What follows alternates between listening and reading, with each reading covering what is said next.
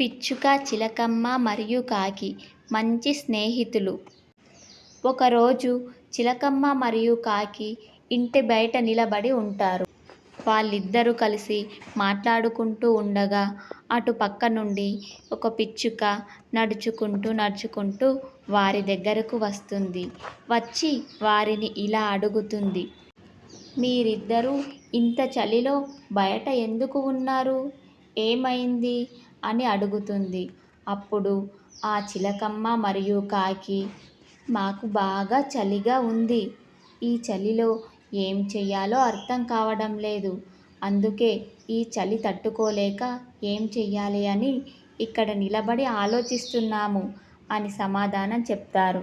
అది సరే కానీ ఇంత చలిలో నువ్వు బయటకి ఎక్కడికి వెళుతున్నావు?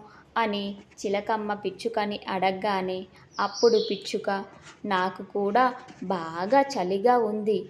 ఈ చలిలో చలిమంటైనా వేసుకుందాము అని కట్టెల కోసమని బయలుదేరాను అని సమాధానం చెబుతుంది.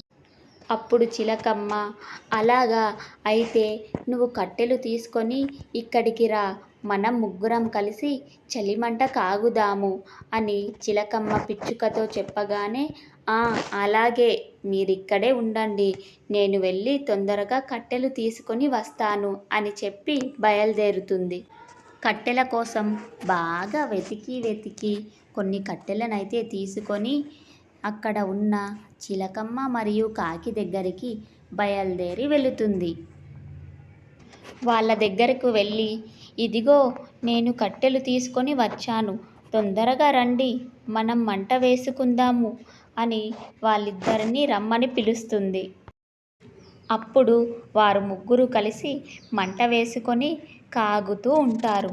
అప్పుడు పిచ్చుక ఇలా అంటుంది, అబ్బా, ఇప్పుడు ఎంత హాయిగా ఉంది.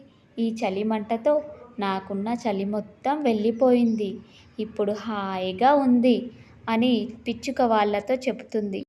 అప్పుడు చిలకమ్మ మరియు కాకి, మాకు కూడా చాలా హాయిగా ఉంది. ఇప్పుడు చలి మొత్తం వెళ్ళిపోయింది.